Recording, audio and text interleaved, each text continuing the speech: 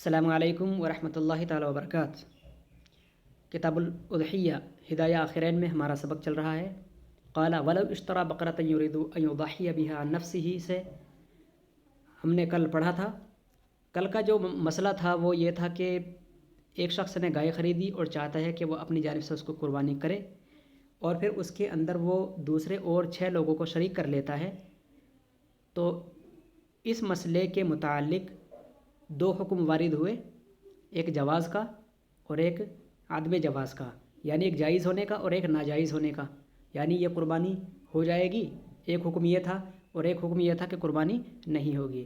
تو قربانی ہونے کا جو حکم تھا وہ حکم استحسان کو لے کر تھا، اور جس میں یہ حکم تھا کہ قربانی جائز نہیں ہوگی وہ قیاس کے اعتبار سے تھا۔ تو ہم نے استحسان کیا کہتا ہے اس مسئلے کے متعلق، اور قیاس کے اندر کیوں یہ قربانی جائز نہیں ہوگی، یہ دونوں صورتیں ہم نے کل پڑھ لی تھی۔ اسی مسئلے کو لے کر آج کا ہمارا جو سبق ہے وعن ابی حنیفہ سے ہے۔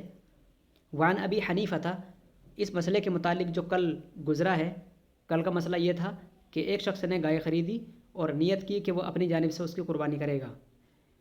نیت کرنے کے باوجود اس نے اور 6 لوگوں کو شریک کر لیا۔ تو قیاس اور استحسان کے بعد امام اعظم کا اس میں کیا نظریہ ہے آج کے سبق میں ہے۔ وعن ابی حنیفہ تھا، امام اعظم ابو حنیفہ رحمۃ اللہ علیہ سے یہ روایت آئی ہے انہ یکرہ الاشتراک بعد الشراء، اس طرح مکمل گائے کو خریدنے کے بعد اس میں اور 6 لوگوں کو شریک کرنا مکروہ ہے۔ انہ یکرہ کہ ایسا کرنا مکروہ ہے، کیسا کرنا؟ الاشتراک بعد الشراء، یعنی خریدنے کے بعد اس میں اور لوگوں کو شریک کرنا یہ مکروہ ہے۔ لما بینا، جیسے کہ ہم نے بیان کیا۔ بیان کیا تھا صاحب ہدایہ نے؟ بیان یہ کیا تھا کہ قیاس تو یہ کہتا ہے کہ یہ قربانی جائز نہیں ہے، اس لیے کہ اور 6 لوگوں کو گویا شریک کرنا، گویا کہ ایسا ہے جیسا کہ بیع کرنا، اس لیے کہ وہ جب اور 6 لوگوں کو شریک کرے گا تو گویا وہ اس کے ذریعے مال لے رہا ہے، 6 لوگوں کا حصہ، اور ان کے پیسے وہ اپنے پاس رکھے گا، حالانکہ اس نے وہ گائے مکمل قربانی کے لیے خریدی تھی کہ وہ اس کی خود قربانی کرے گا۔ تو گویا یہ تمام کے تمام اوصاف یہ بیع کے پائے جا رہے ہیں، اور قربانی کے جانور کی بیع یعنی کہ اس کو بیچنا جائز نہیں ہے۔ اور قیاس کا مسئلہ اور استحسان کا مسئلہ یہ تھا کہ لوگ جب قربانی کا جانور خریدتے ہیں تو کوئی ضروری نہیں کہ اس وقت سارے کے سارے حصے دار موجود ہوں، تو لہٰذا ایک شخص پہلے قربانی کے جانور کو خرید لیتا ہے، پھر اس میں دوسرے لوگوں کو شریک کر لیتا ہے۔ تو اس طرح کی ضرورتیں آج کے دور میں زیادہ پڑتی رہتی ہیں، لہٰذا یہ مسئلہ جائز ہونا چاہیے، تو لہٰذا اس کے اندر صورت نکالی گئی کہ جائز ہے۔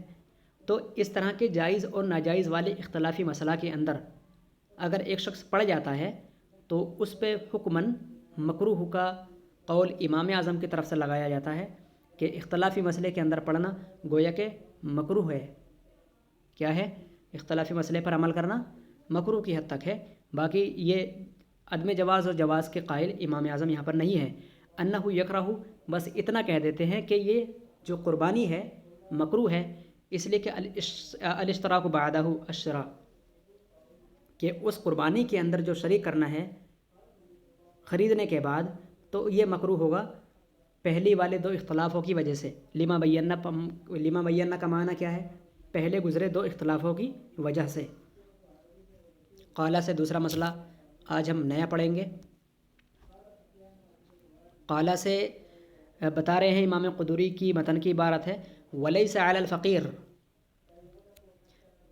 والمسافر اضحیۃ، فقیر پر اور مسافر پر قربانی نہیں ہے۔ کس پر قربانی نہیں؟ ولیس علی الفقیر والمسافر اضحیۃ، نہ ہی فقیر پر اور نہ ہی مسافر پر نہیں ہے قربانی۔ لما بینا، جیسے کہ ہم بیان کر چکے ہیں، متن کی عبارت کے اندر اوپر گزر چکا ہے کہ قربانی کس پر ہے اور کس پر نہیں۔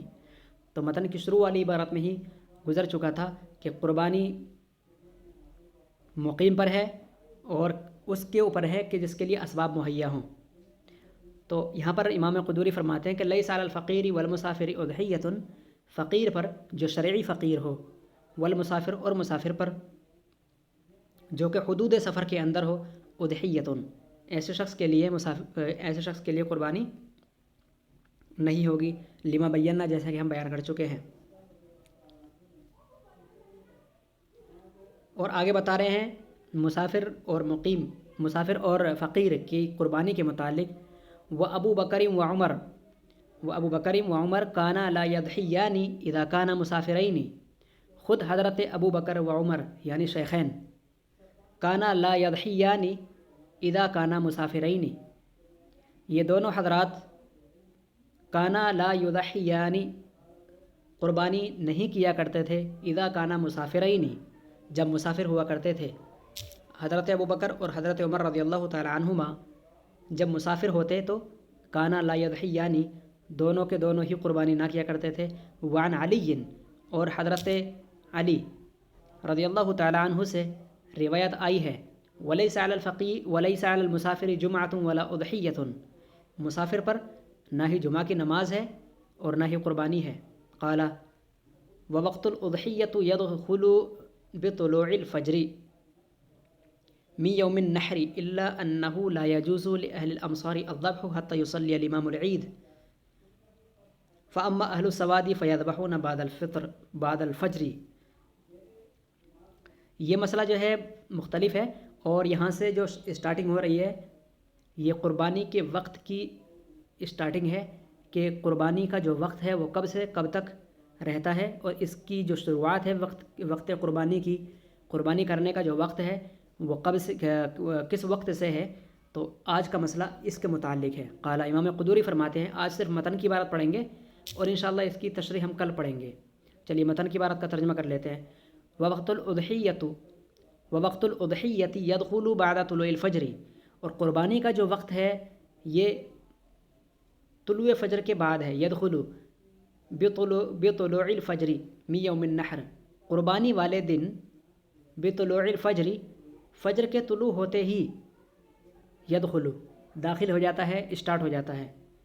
وقت الاضحیۃ قربانی کا وقت یدخل داخل ہو جاتا ہے، شروع ہو جاتا ہے بطلوع الفجر فجر کے طلوع ہوتے ہی من یوم النحر قربانی والے دن، الا انہ لا یجوز لاہل الامصار الذبح، ہاں مگر یہ ہے جہاں تک ذبح کی بات ہے، قربانی کرنے کی بات ہے، الا ہاں سوائے یہ انہ لا یجوز کہ یہ قربانی کرنا جائز نہ ہوگا لاہل الامصار الذبح، یعنی کہ قربانی کرنا شہر والے لوگوں کے لیے جائز نہ ہوگا، حتی یصلی الامام العید، حتیٰ کہ امام عید کی نماز نہ پڑھا دے، یعنی کہ عید کی نماز اگر ہو جاتی ہے تو عید کی نماز ہونے کے بعد ہی شہر والے لوگوں کے اوپر قربانی قربانی ہوگی، ورنہ تو قربانی ان پر نہیں ہوگی۔ وَأَمَّا أَهْلُ السَّوَادِ فَيَذْبَحُونَ بَعْدَ الْفَجْرِ، اور رہے گاؤں دیہات کے لوگ، ان کو اہل السواد کہا گیا ہے۔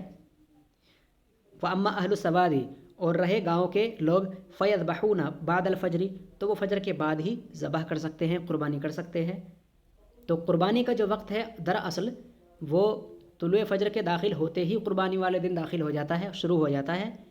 ہاں مگر جہاں تک ذبح کی بات ہے، جانور کو قربان کرنے کی بات ہے، تو جو شہر والے لوگ ہیں وہ عید کی نماز کے بعد ہی اس کی قربانی کریں گے جانور کی، اور گاؤں والے لوگ وہ فجر کی نماز کے بعد ہی قربانی فجر کی نماز کے بعد ہی قربانی کریں گے، اور کوئی ضروری نہیں کہ وہ عید کی نماز کے بعد کریں گے، تو فجر کی نماز کے بعد وہ کر سکتے ہیں، البتہ جو شہر والے لوگ ہیں وہ عید کی نماز کے بعد ہی کریں گے لازمی طور پر۔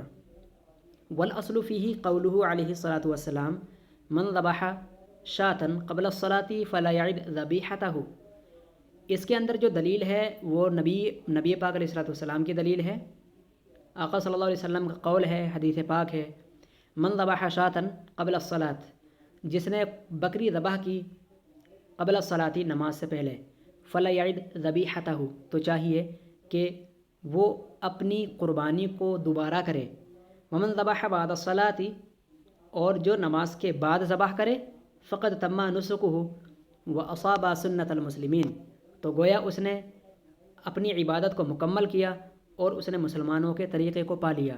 وقال علیہ الصلاۃ والسلام، اور آقا علیہ الصلاۃ والسلام فرماتے ہیں، ان اول نسکنا فی ھذا الیوم الصلاۃ ثم الاضحیۃ، اور آقا علیہ الصلاۃ والسلام فرماتے ہیں کہ آج کے ہمارے دن میں، یعنی کہ قربانی والے اس دن کے اندر، آج جو ہماری سب سے پہلی عبادت ہے